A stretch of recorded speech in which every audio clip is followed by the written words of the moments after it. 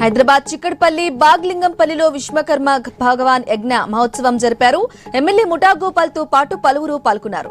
విశ్వకర్మలకు Vishwakarma federation ఏర్పాటు చేసి నిధులు కేటాయించాలన్నారు.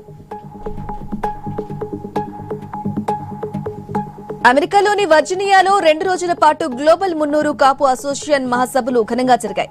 ఈ మహాసభల్లో తెలుగు రాష్ట్రాలకు చెందిన పలువురు సినీ రాజకీయ ప్రముఖులు, సెలబ్రిటీలు హాజరయ్యారు.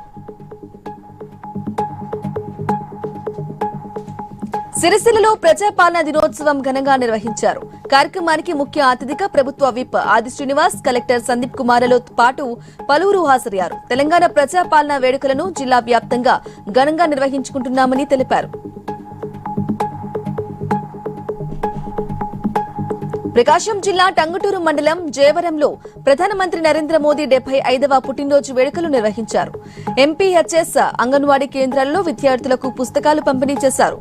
మోదీ ఉన్నతమైన వ్యక్తి అని, దేశాన్ని అభివృద్ది వైపు తీసుకెళ్తున్నారని వారు కొనియాడారు. ప్రధాని మోదీ జన్మదిన వేడుకలను కృష్ణా జిల్లాలో ఘనంగా నిర్వహించారు. గన్నవరం సర్పంచ్ సౌజన్య నాగేశ్వరరావు, పారా ఫౌండేషన్ చైర్మన్ పారా రామకృష్ణ కార్యక్రమంలో పాల్గొన్నారు. అనంతరం వైద్యశాలలో మెడికల్ క్యాంపు నిర్వహించారు.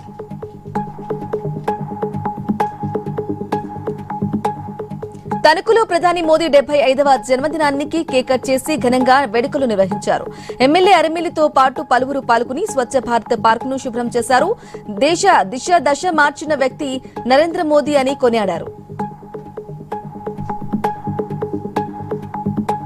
కొమరం భీం ఆసిఫాబాద్ జిల్లా సిర్పూతిలో యూరియా కోసం వచ్చిన రైతులకు అన్నదాన కార్యక్రమం నిర్వహించారు. పీఎస్సీఎస్ దగ్గర రైతులు యూరియా కోసం పడిగాపులు కాస్తున్నారు. రైతులు ఆకలితో అలమటించకూడదనే ఉద్దేశంతో అన్నం పెడుతున్నామని మాజీ జడ్పీ చైర్మన్ కృష్ణారావు పేర్కొన్నారు. తెలంగాణలో రేవంత్ ప్రజాపాలనలో ప్రజా సంక్షేమ దిశగా అడుగులు వేస్తుందన్నారు market committee chairman Saibaba Goud. ప్రజాపాలన దినోత్సవం సందర్భంగా జెండా ఆవిష్కరించారు. కాంగ్రెస్ పాలనలో 6 గ్యారంటీలను అమలు చేసి ప్రజా ఆమోదం పొందిందన్నారు.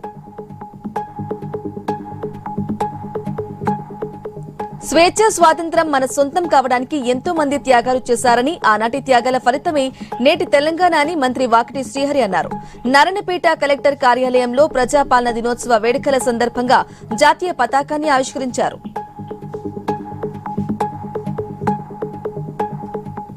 హైదరాబాద్లోని పెట్లబుజూర్లో క్రిష్ భవనాన్ని సిపి ఆనంద్ ప్రారంభించారు.